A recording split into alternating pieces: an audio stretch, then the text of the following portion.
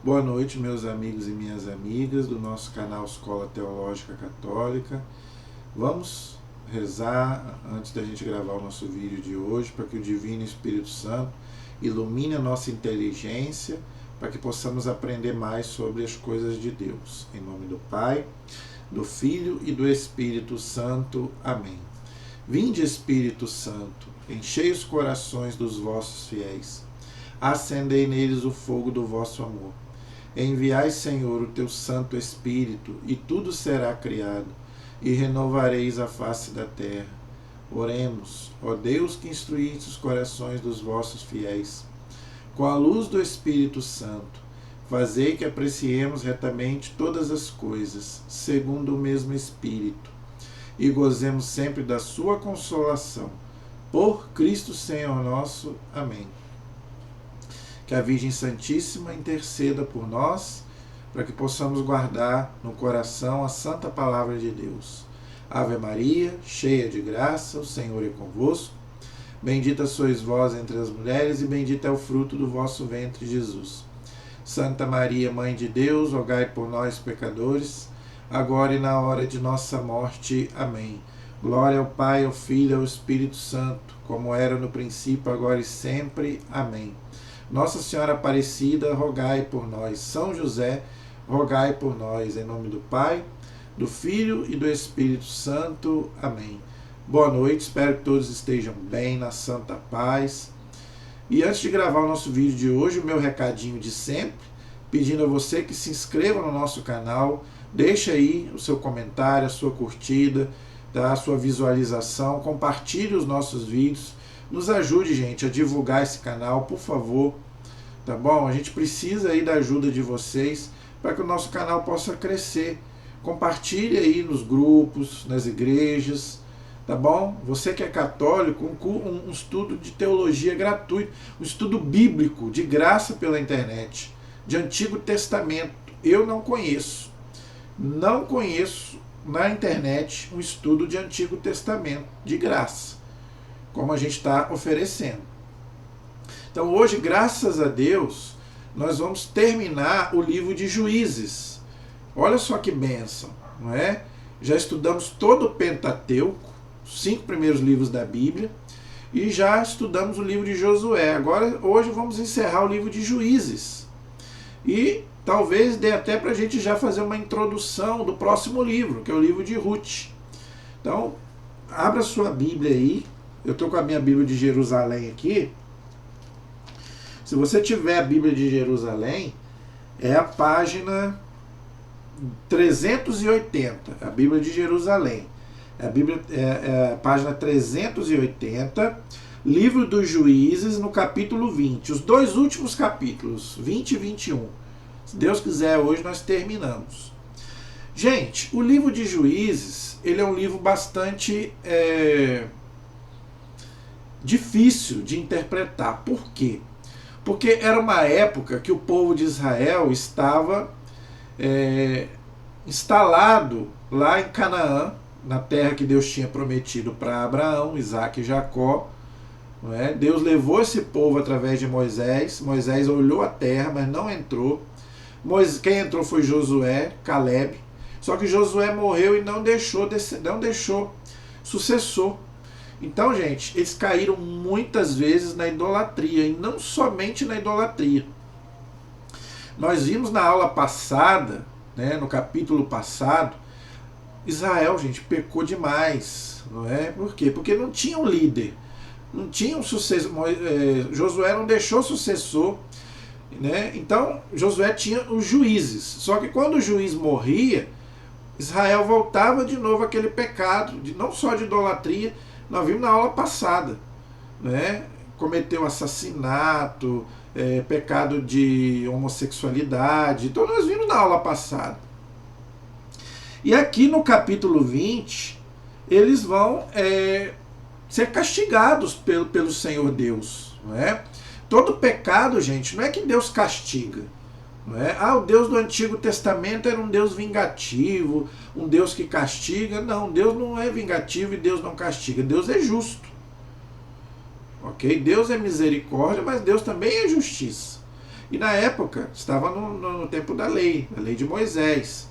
Ou seja, né, infelizmente acontecia isso, né? Os povos se vingavam uns dos outros, não é? Lembrando que era um contexto de quê? Israel brigando com os pagãos, ou seja, o povo que adorava um único Deus contra os povos que adoravam muitos deuses, Baal, Asterás, Moloque, né? E tinham muitos deuses, aqueles povos pagãos lá, que eram vizinhos dos israelitas ali na terra de Canaã. Então nós vimos na aula passada aquele pecado terrível, não é? Que eles cometeram lá com aqueles homens lá, o pecado parecido com o pecado de Sodoma e Gomorra, de sodomia, né? A prática homossexual, eu já falei na aula passada, a tendência homossexual não é pecado, mas a prática é pecado. Nós vimos lá no livro do Gênesis, nós vimos na aula passada. Então aqui, né, eles vão ser castigados por esse pecado, no capítulo 20. Todos os israelitas saíram então como um só homem, e toda a comunidade se reuniu na terra de Galaade diante do Senhor. Os chefes de todo o povo, todas as tribos de Israel, assistiram à assembleia do povo de Deus. Então, Israel, gente, aqui já era uma prefiguração da igreja. Igreja quer dizer assembleia. Então aqui diz, né, assembleia do povo de Deus, ou seja, a igreja do Antigo Testamento, né?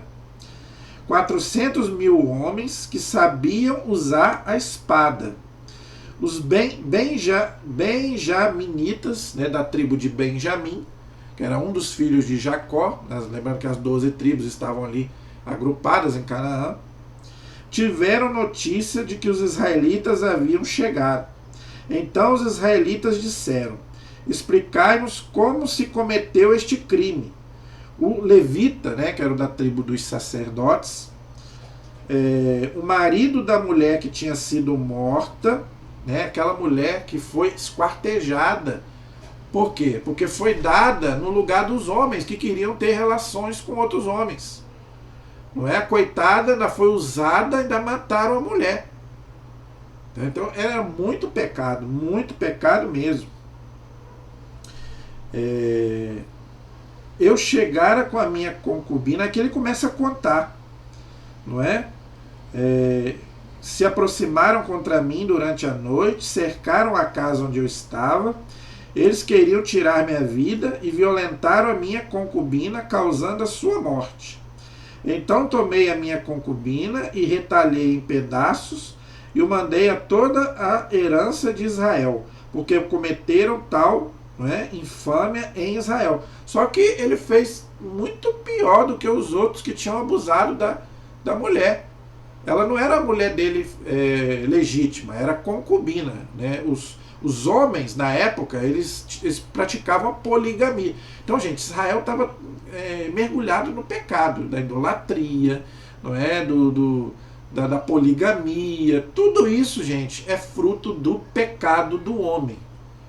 Tá? O pecado original, o pecado de Adão e Eva, ele se alastrou de uma forma tão grande, mais ou menos como acontece hoje. O que nós estamos vendo hoje? Pecado. Gente, nós estamos numa degradação tão grande moral que é assustador ver como está o nosso mundo de hoje. Não está diferente do que está aqui no Antigo Testamento. Por quê? Falta Deus. O mesmo que acontecia na época no Antigo Testamento está acontecendo hoje. Os mesmos pecados que aconteciam lá. Por quê? Porque não tinham Deus. O povo de Israel não tinha um líder. Não tinha uma pessoa que falasse, não é, do amor de Deus. Né? Hoje nós ainda temos alguns que ainda falam do amor de Deus. Nós temos, graças a Deus, gente, nós temos padres muito bons, nós temos bispos muito bons. Com certeza tem aqueles que não são fiéis, mas ainda tem gente, tem muita gente boa. Gente, se você assistiu uma pregação do padre José Augusto, o padre José Augusto tem alertado muito sobre essa questão de pecado. Eu gosto muito do padre José Augusto. Hoje, para mim, é uma referência para mim.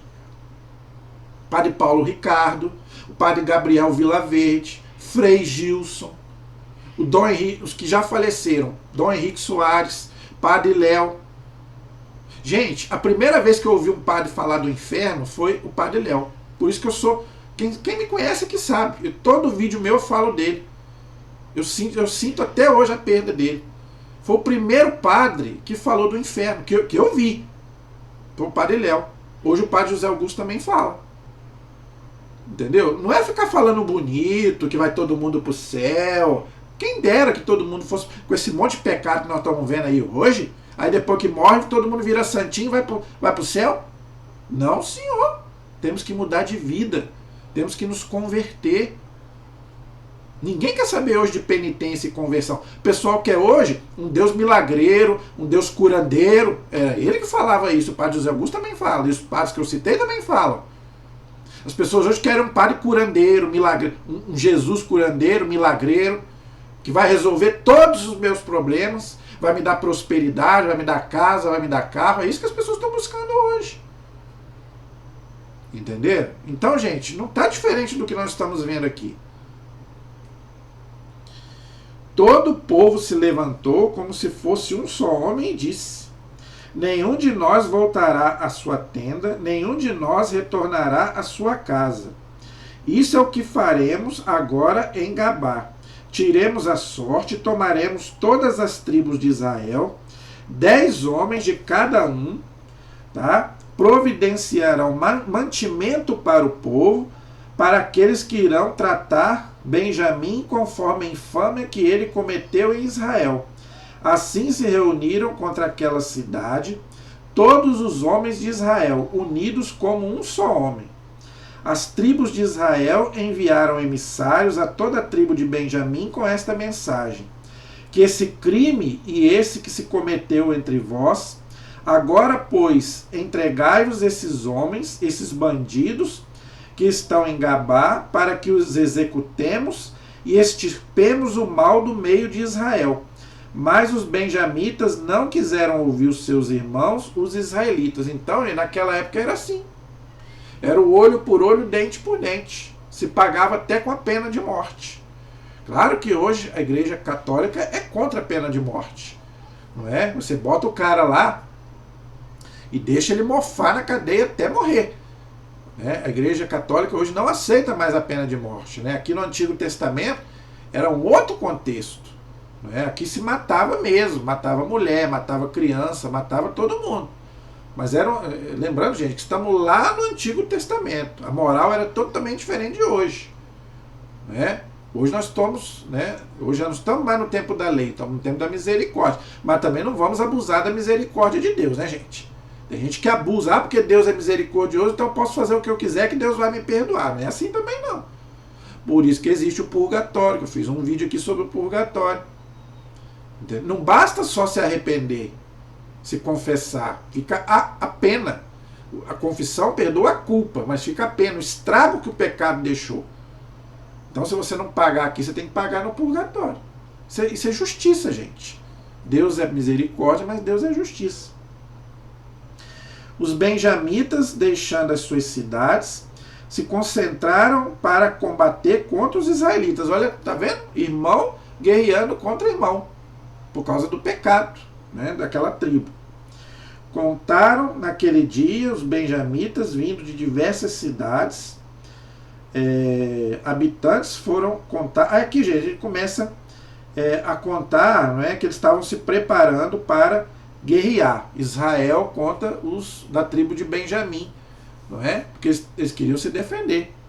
Israel queria punir por causa do pecado deles, só que eles queriam se defender, irmão contra irmão. É igual nós vemos hoje lá em Israel, os palestinos com os judeus, nada diferente do que nós já sabemos. Ok? Versículo 18. Puseram-se em marcha para ir a Betel, a fim de consultar a Deus. Daí, quando estão na pior, aí vão consultar a Deus, É o que o povo fala, Eu vou a Deus pela dor. A maioria vai pela dor. Tinha que ir pelo amor. Mas a maioria está lá no fundo do poço para buscar a Deus. Não é?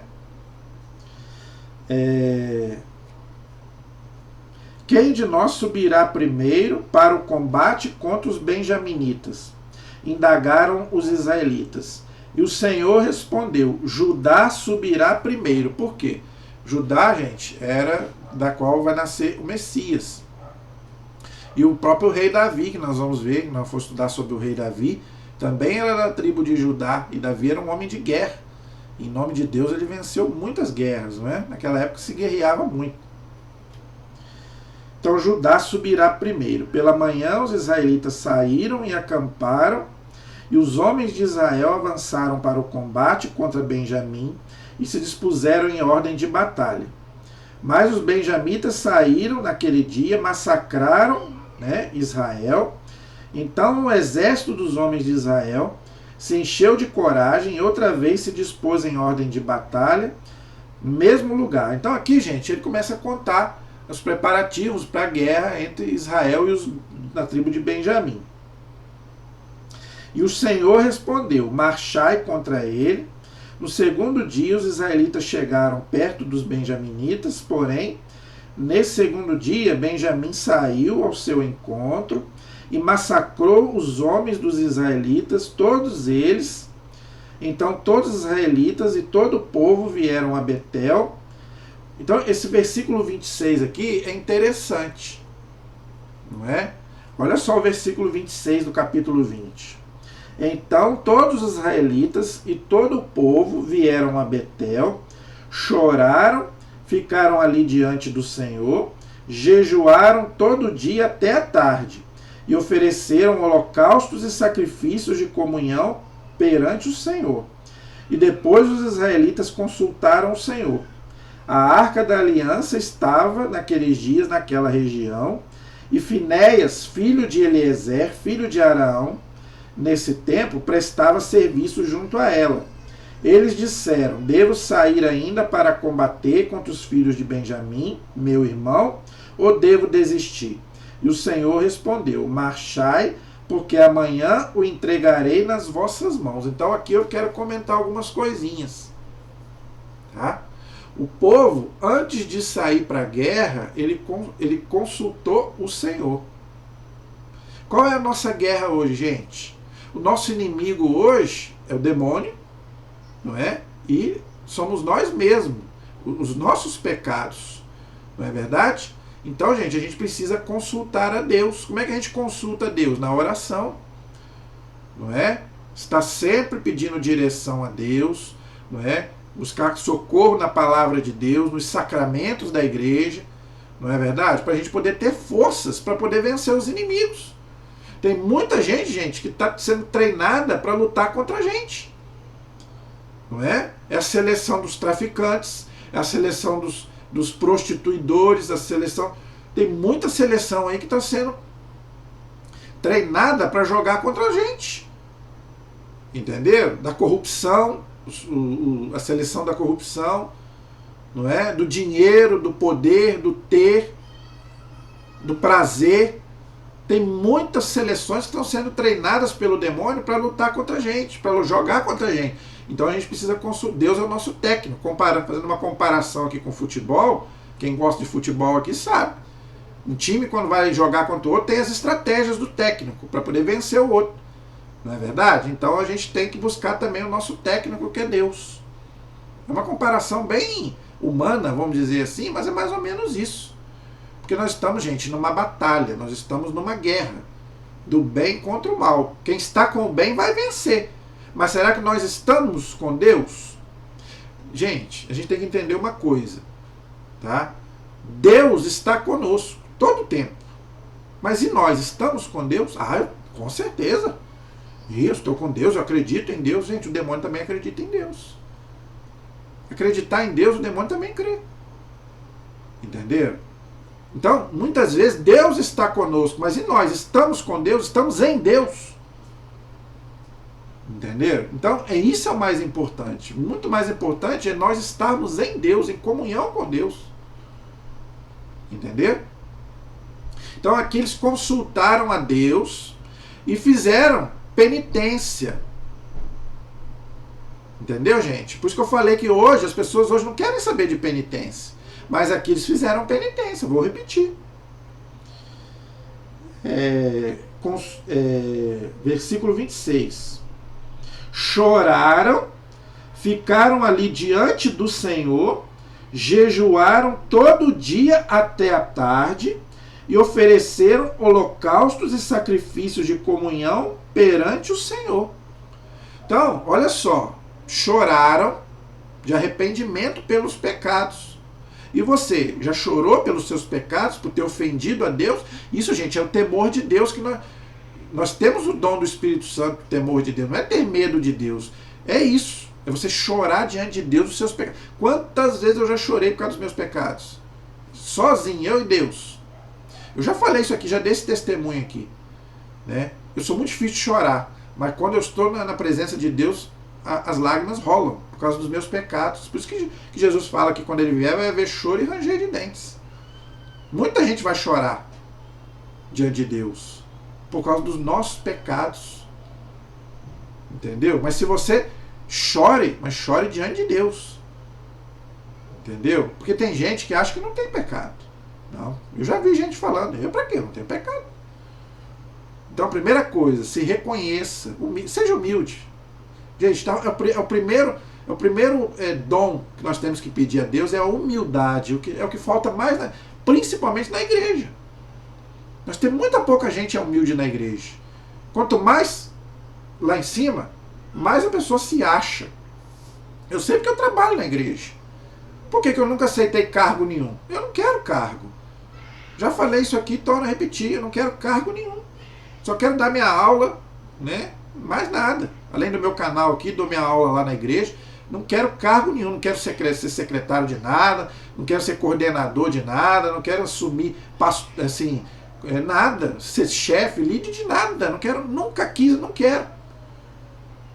Primeira coisa que a pessoa que assume essas coisas é achar que é melhor do que os outros. Se acha melhor do que os outros. Cuidado, abaixa. Faça como São João Batista. Que eu desapareça e que Jesus apareça. Ele tem que aparecer, não eu. Então, primeira coisa, humildade. Vamos ter humildade, gente. Tá? Principalmente que a gente que trabalha para Deus. É o que falta mais na igreja. Entendeu? Nós que somos catequistas, que trabalhamos com formação, nós temos que ser os primeiros a ser humildes. Entendeu? E falta muito isso, muitas vezes na igreja. Não é? Às vezes nem um oi pro irmão a gente dá. Às vezes a gente passa na frente do irmão assim e não fala um oi. Ô fulano, como é que os nossos irmãos... Eu acho bonito. Os nossos irmãos protestantes quando chegam, né, cumprimentam a paz do Senhor, a paz de Cristo. Eu não vejo isso na igreja católica. Talvez passa do lado assim, não fala um oi. Eu tenho pessoas conhecidas que estudaram comigo, que hoje é catequista, que não falam um oi comigo. Parece que eu não gosto dessa expressão, tá com o rei na barriga. Uma vez o Padre Léo falou, né, que a única pessoa que tem o rei na barriga é a Virgem Maria. É verdade. Mas tem gente que, eu não gosto dessa expressão, mas o povo fala, né, parece que tá com o rei na barriga, se acha. Nem um oi fala. Entendeu? Então, gente, vamos ser mais humildes. Então vamos chorar diante de Deus os nossos pecados. Jejum. Por isso que o jejum é importante, porque o jejum faz a gente se dominar. A igreja católica, gente, ela pede muito jejum, principalmente sexta-feira. Dia de sexta-feira, faça um pequeno jejum. Faça uma pequena abstinência daquilo que você gosta, não só de carne. A de carne a igreja pede toda sexta-feira. Entendeu? Mas não faça só de carne. Aquilo que você gosta, tire, seja de comida ou alguma coisa que você gosta de fazer, não faça. Não é só sexta-feira, não, você pode fazer qualquer dia. Mas a sexta-feira é um dia de penitência, para você fazer um jejum. O jejum, gente, é importante, faz a gente se dominar. Quem domina o seu corpo, domina a sua alma, domina o seu espírito. Entendeu? Então, o jejum é um fim, é um meio, não é um fim. É para você chegar à santidade. Agora também não adianta nada você fazer jejum e não melhorar, não mudar. Não adianta nada. Aí você está sendo fariseu, você está sendo hipócrita. Então, chorar diante de Deus, jejuar diante de Deus. O que mais que eles fizeram? Ofereceram sacrifícios a Deus. Qual sacrifício que você oferece a Deus? O que você precisa renunciar na sua vida? Entendeu? Você precisa renunciar a muita coisa.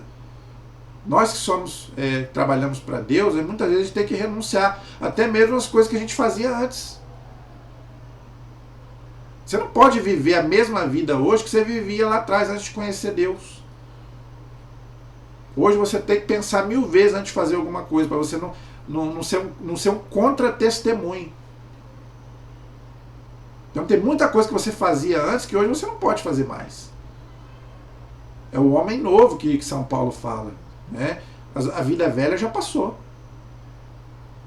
Então qual o sacrifício que você tem que oferecer a Deus? O que você tem que deixar por amor a Deus? Gente, quem não faz esse sacrifício não vai para o céu, não. Né? Viver bem não combina com o evangelho, não. O pessoal hoje quer viver bem, é o cristão light.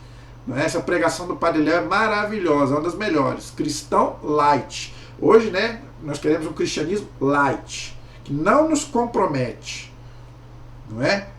Ele até fala, não é? Ah, eu sou católico, mas sou católico do meu jeito. Católico do seu jeito, o diabo também é. Sabia disso? Esse tipo de católico, o diabo também é. Como eu já falei, acreditar em Deus, ele acredita. Então, esse tipo de católico a igreja não quer. O que você precisa renunciar? Qual a penitência que você precisa fazer? Ah, não, isso eu não quero. Por isso que larga a igreja católica e vai para essas seitas aí que oferecem prosperidade. Não é? Mas não é isso que o evangelho diz. Não é isso que a palavra de Deus diz. Entendeu? Na luta contra o pecado, gente, a igreja diz, é oração, jejum e esmola. É os remédios contra o pecado. A caridade. São Pedro fala, né? A caridade cobre uma multidão de pecados. Tobias, né? Não lê o livro de Tobias, fala, né? A esmola livra do pecado e da morte. Então são os 3 remédios contra o pecado: oração, jejum e esmola. Qual desses você pratica? Tem gente que nenhum. Tem católico que não pratica nenhuma das 3. Ah, eu pratico na quaresma. Gente, não é só na quaresma, não. Igual eu vejo aí, na quaresma eu me propus a fazer isso. Aí acaba a quaresma e volta tudo de novo. A vida é errada. Em quaresma é todo dia. Entendeu? Conversão é todo dia, não é um dia só.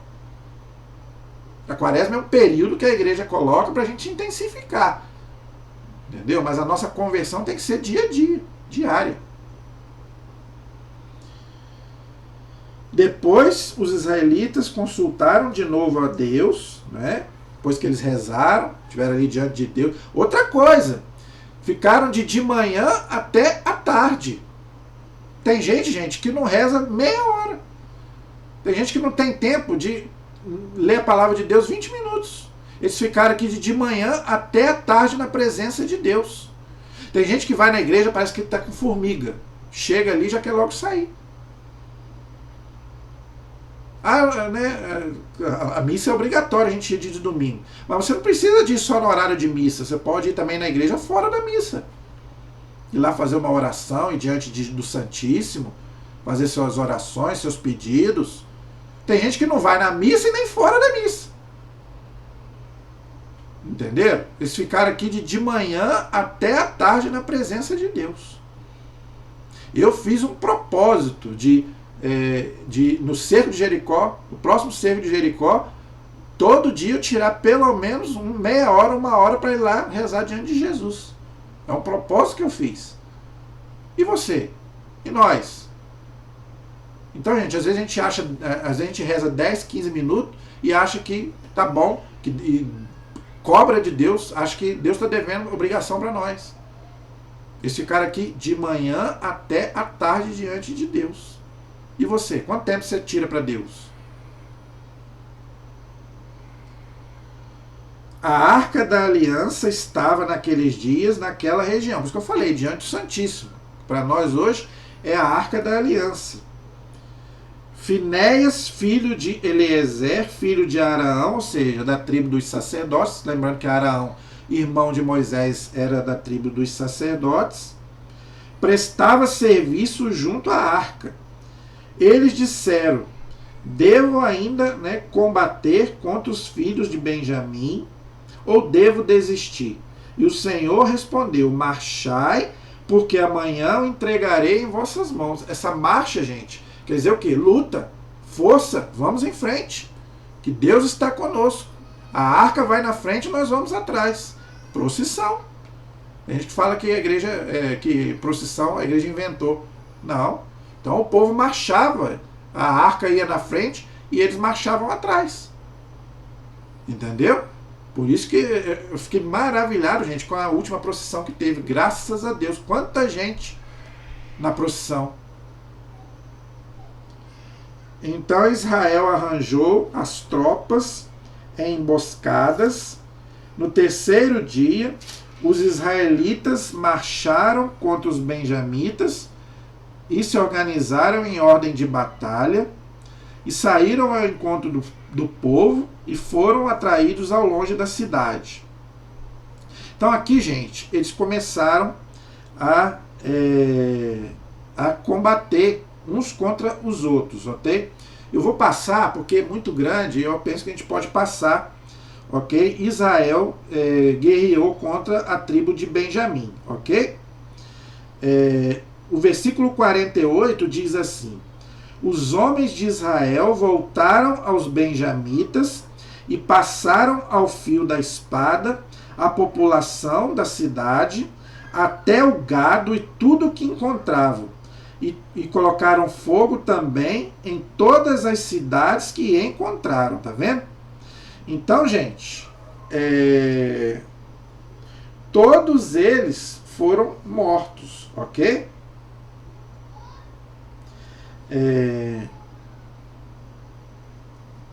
Então, eles era aquilo que eu falei, era a tal da Guerra Santa, todos eles matavam, não é, uns aos outros, ok? Os homens de Israel haviam jurado: ninguém entre nós dará sua filha em casamento à tribo de Benjamim, por causa do que aconteceu lá com a mulher, que eles tinham abusado dela, né? Que nós vimos na aula passada. O povo voltou a Betel e ali ficou até a tarde na presença de Deus. Aí, tá vendo? Gemendo e chorando em aflição. Olha aí, tá vendo? Por causa dos pecados, gente. Então os nossos pecados têm que fazer isso em nós. Causar em nós essa dor na alma. Por isso que o povo da Idade Média fazia muita penitência. Por quê? Porque tinha que salvar a alma. Já falei isso. O Senhor Deus de Israel, diziam eles, por que nos aconteceu isto hoje? Que falte uma tribo a Israel. No dia seguinte, o povo se levantou de manhã bem cedo e construiu um altar e ofereceu holocaustos e sacrifícios de comunhão. Depois disseram os israelitas: qual dentre todas as tribos de Israel não compareceu à assembléia perante o Senhor? Porque num juramento solene se tinha declarado que todo aquele que não subisse perante o Senhor certamente morreria. Então os israelitas se encheram de piedade por Benjamim, seu irmão. Hoje diziam: uma tribo foi cortada de Israel. Que faremos para encontrar mulheres para os que salvaram? Pois juramos ao Senhor que não lhes daríamos as nossas filhas em casamento à tribo de Benjamim. Então, o que eles fizeram? Não é? Eles acabaram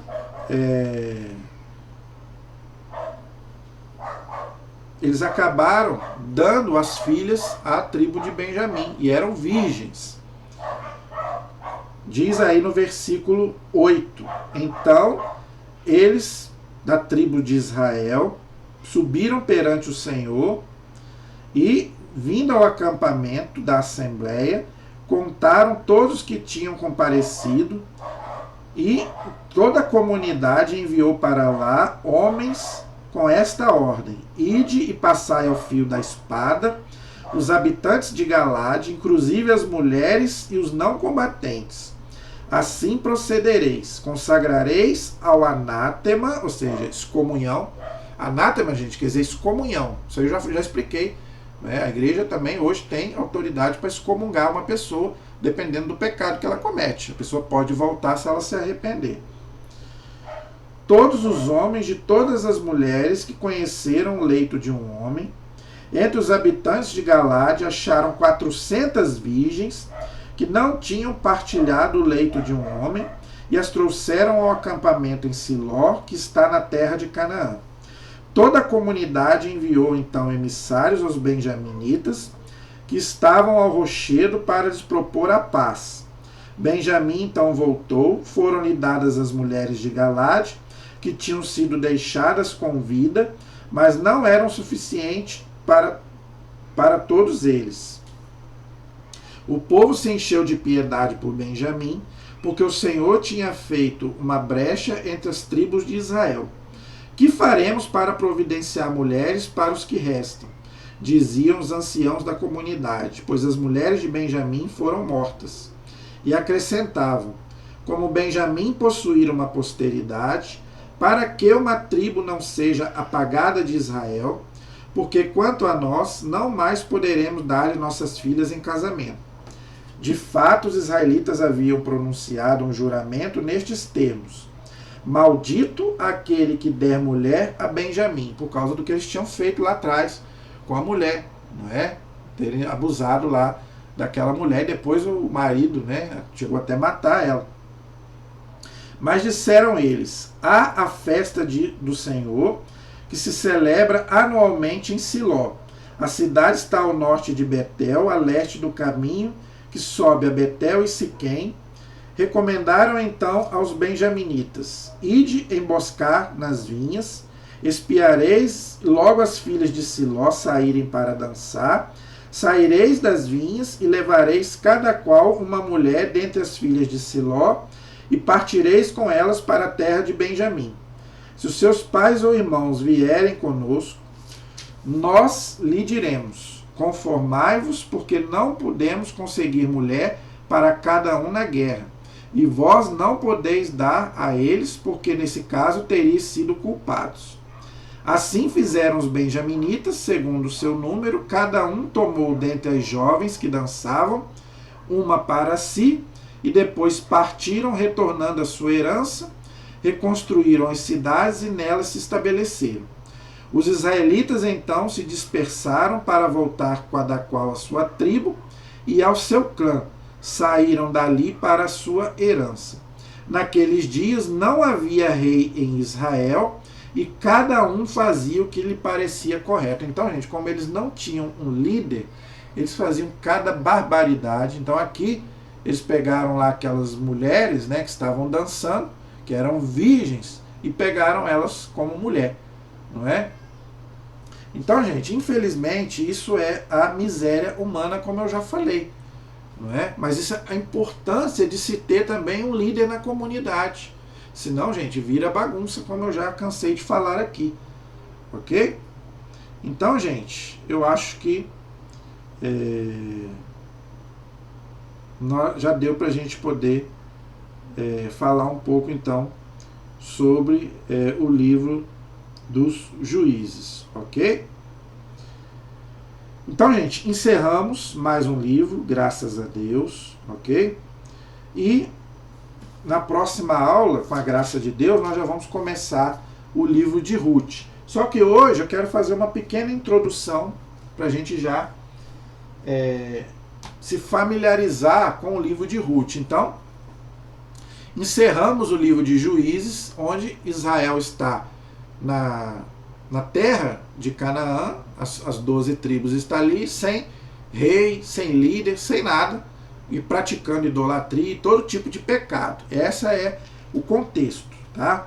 Então agora nós vamos para o livro de Ruth. Então vamos fazer uma pequena introdução aqui rapidamente, e na próxima aula a gente vai começar na Bíblia, no livro de Ruth, tá bom? Então, a história do livro de Ruth aconteceu no tempo dos juízes, ok? Por isso que ele é uma sequência, tá vendo? Então, Josué é uma sequência do Pentateuco, depois de Josué, Juízes, Ruth. Então, é uma sequência, ok? Não sabemos quem foi o autor desta bela obra. Então, a gente não sabe quem escreveu o livro de Ruth. Nem a igreja sabe, nem os judeus, ninguém sabe. Mas isso não é o mais importante. O mais importante é que é um livro inspirado. Tá? Entrou na Bíblia. Se entrou na Bíblia, é um livro inspirado por Deus. Isso é o mais importante. E nem a data exata da sua composição. Então não se sabe nem quem escreveu e nem a data.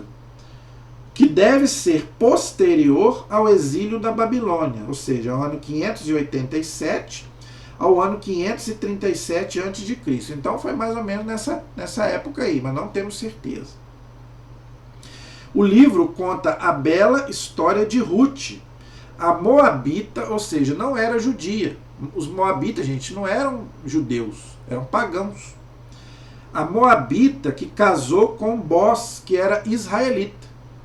Naquela época, os judeus casavam na mesma tribo. Só que esse foi um caso diferente. No caso, essa moabita casou com um judeu.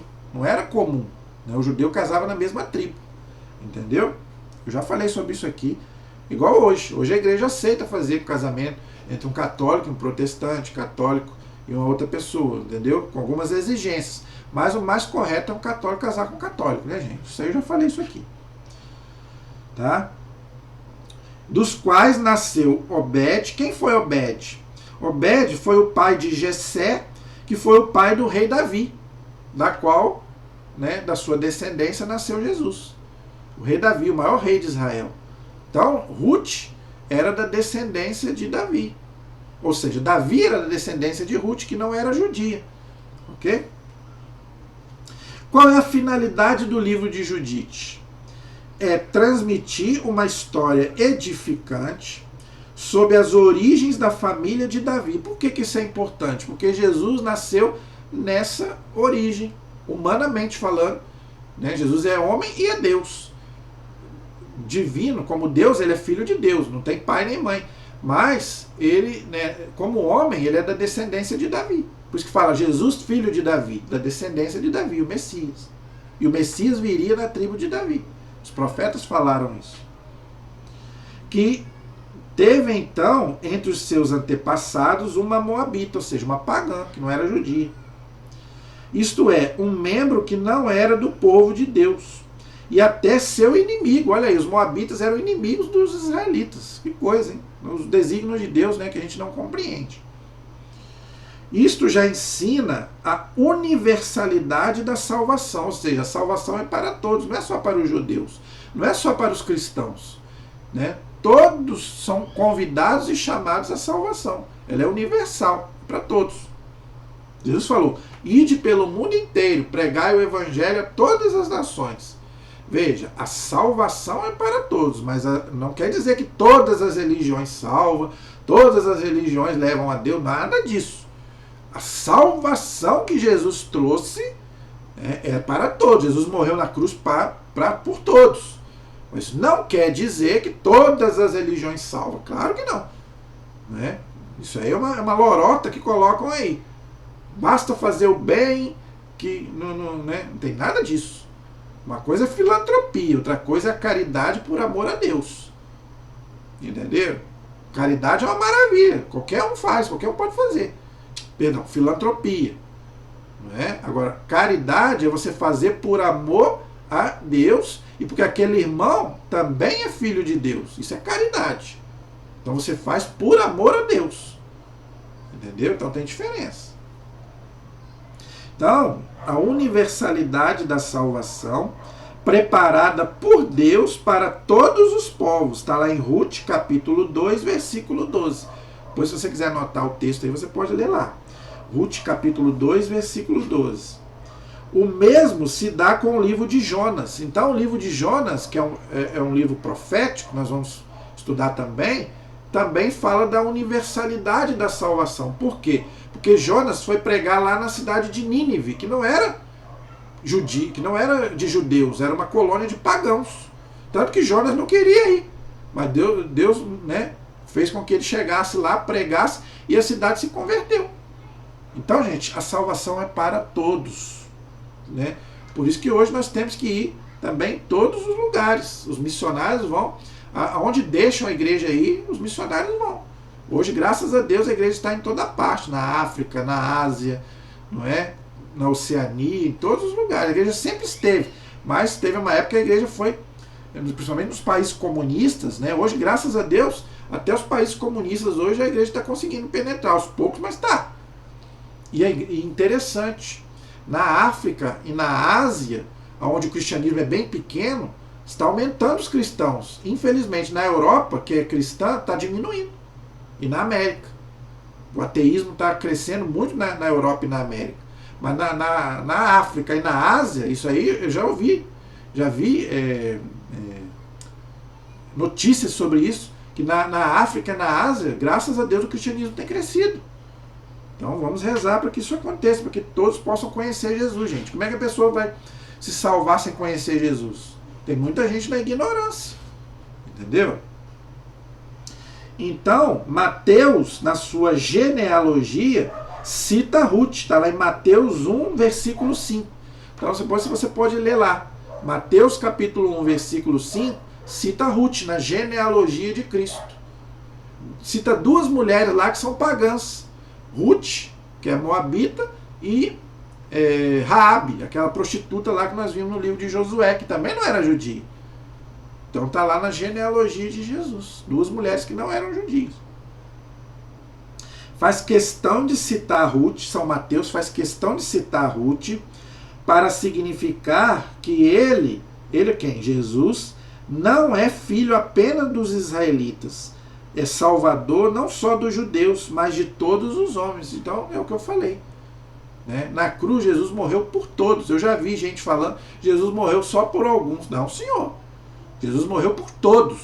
Todos aqueles que nascem homem ou mulher, Jesus veio salvar a todos. Não importa, tribo, língua, povos, né? Todos têm direito à salvação. Todos. Ruth, por ser citada como modelo de fidelidade dos filhos, para onde fores, também eu irei. Onde tu estiveres, eu também estarei. Teu povo será o meu povo e teu Deus será o meu Deus. Ruth, capítulo 1, versículo 16. Ela falando para a sogra dela. Não é? Ela falou, ela se converteu. Não é? Então nós vamos ver isso na próxima aula, se Deus quiser. É muito bonita a conversão de Ruth. Né? As palavras dela são muito bonitas. O seu povo será o meu povo e o seu Deus será o meu Deus. Uma pagã que se converte. Né? Quando uma pessoa se converte é muito bonito. Né? Nós temos vários testemunhos de conversão aí. Hoje, gente, está acontecendo muito. Tá? Eu tinha um livro, pena que eu emprestei, sumiram com o meu livro. Mas você deve achar aí. Gente, está acontecendo muitas conversões. Muita gente vindo para a Igreja Católica das outras religiões. Tá? Praticamente todas as religiões estão vindo. Eu não estou falando isso aqui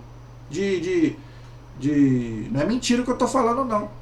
Eu já recebi muitos testemunhos de né, pessoas de outras religiões que estão se convertendo. Graças a Deus, louvado seja Deus. Vamos continuar rezando, vamos continuar pedindo a Deus que isso aconteça. Não é? Que muitas pessoas se convertam realmente, ok? Por Deus tê-la escolhido, isto mostra que a escolha do povo eleito não é tão exclusiva a ponto de Deus se desinteressar das outras nações. Então, o fato de Deus ter escolhido Israel no Antigo Testamento e Jesus ter fundado a igreja no Novo Testamento, não quer dizer que Deus não esteja olhando para os outros povos, não. Jesus ama todos, Deus ama todos e quer que eles se convertam também, que eles venham para cá. Por isso que tem muita gente se convertendo, porque Deus quer salvar todos. Entenderam? Então Deus ama a todos. Ok? Então Deus não olha só para o católico, Deus não olha só para os judeus, não. Deus olha para todos os povos e todas as religiões. Ao contrário, temos aqui um belo sinal da universalidade da salvação que eu já falei. Ok? Então a salvação ela é para todos. Graças a Deus, né, que o nosso Deus, ele não é um Deus que discrimina. Infelizmente hoje, gente, nós muitas vezes a gente mesmo a gente mesmo discrimina, mas Deus não discrimina, não. Ah, fulano, né? Como é que pode? Fulano que fez isso, fez aquilo, né? Como é que pode a igreja acolher, né, maconheiro, né? Como é que pode? Prostituta. Gente, os maiores pecadores. Jesus falou o quê? Os doentes, os sãos, não precisa de médico, não. Quem que precisa de Deus são os doentes, são os pecadores. Jesus veio buscar os pecadores. Ele falou, quero a misericórdia, não sacrifício. Lembra que ele disse isso. Então a gente tem que parar de apontar o dedo. A gente aponta muito o dedo. Não é?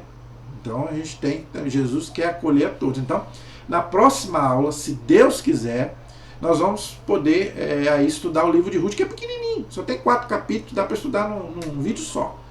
Não tem muita coisa não, mas é muito bonito o livro de Ruth, a conversão, né, de Ruth é muito bonita, né, de uma mulher que era pagã, que se converteu ao judaísmo, tá bom?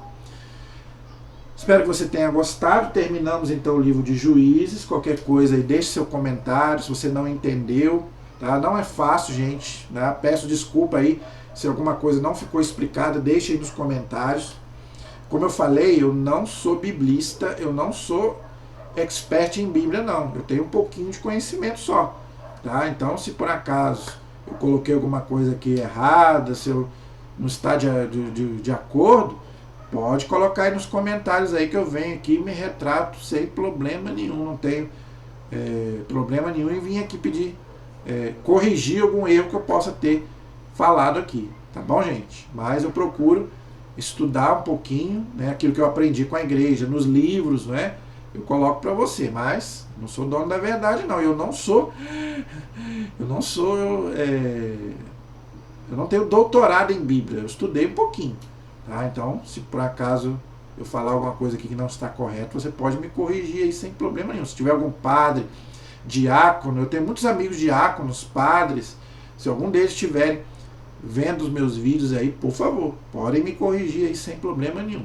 Tá? Aliás, eu vou agradecer muito. Tá? E peço a bênção de vocês também. Aliás, eu quero pedir a bênção dos diáconos, dos padres, se tiver algum aí me ouvindo. Gostaria também de pedir até que alguns se inscrevessem no meu canal também. Não só os leigos, eu queria até ver se eu pedia alguns diáconos e padres que se inscrevessem no meu canal, até para poder ouvir os meus vídeos e me dar a bênção e também me puxar a orelha aí se eu falar alguma coisa errada, tá? Então eu quero pedir aí aos diáconos, hoje eu quero encerrar pedindo aos diáconos e aos padres, né, que me abençoem e abençoe todos nós aí, se eles tiverem, algum deles estiverem me ouvindo, tá bom? Então, por favor, nos abençoe, tá? Porque as mãos deles, gente, foram ungidas pelo sacramento da ordem para abençoar. Eu só posso pedir a Deus a bênção, tá? Se eu fosse um diácono, eu poderia abençoar você, aqui agora. O diácono, ele pode abençoar até pelo vídeo, porque a bênção é um sacramental, pode ser à distância. O sacramento não, o sacramento tem que ser ao vivo. Entendeu? Mas a bênção não, a bênção pode ser à distância. Né? Mas eu não sou padre, então eu não posso abençoar o povo, eu posso pedir a bênção. É o que eu estou fazendo aqui. Então eu estou pedindo a Deus, através dos diáconos e dos padres, que nos abençoe. Entendeu? Mas o padre não. Se tiver algum padre aqui, o diácono me ouvindo, pode dar aqui a bênção e tá abençoado, porque a bênção pode ser à distância. Não é? Graças a Deus. Então, a nossa proteção está no nome do Senhor, que fez o céu e fez a terra. Estivemos e permaneceremos unidos em nome do Pai, do Filho e do Espírito Santo. Amém. Que Deus abençoe a todos. Até o próximo programa, se Deus quiser.